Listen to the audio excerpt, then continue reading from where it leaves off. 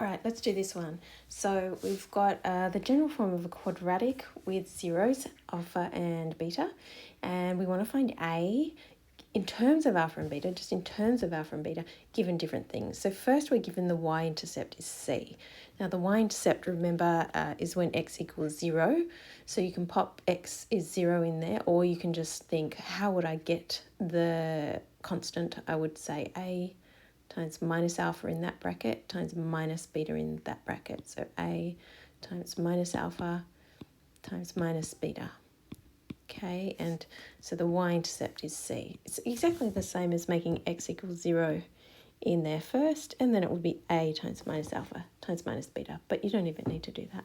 All right, we want A to be the subject, so we've got C divided by these things. Minus times minus is positive, so it's just C on alpha beta.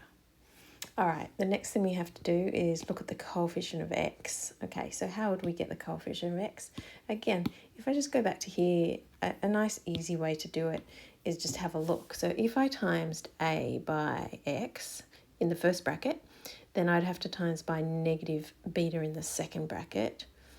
Negative, so a times x times negative beta. Okay, I just want the coefficient here, so that would be negative a beta.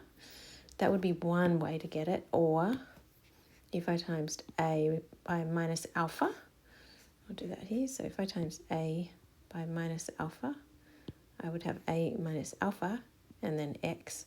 That would also be the coefficient of x. Okay, so there's two ways I can get the coefficient of x.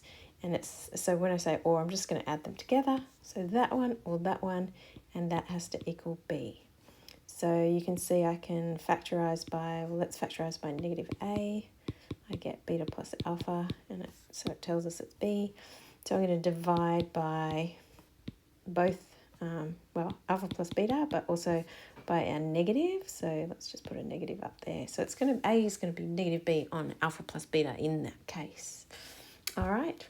Okay, hopefully that was okay. So let's look at the last one. Just give me a bit of room here. So this time the curve passes through 1, 2. So let's just sub that in. So remember 2 is the y value. So we've got 2 equals a 1 minus alpha and 1 minus beta. Remember, we're trying to find a.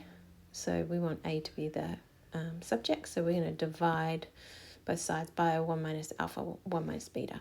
So we're going to get a equals 2 divided by 1 minus alpha.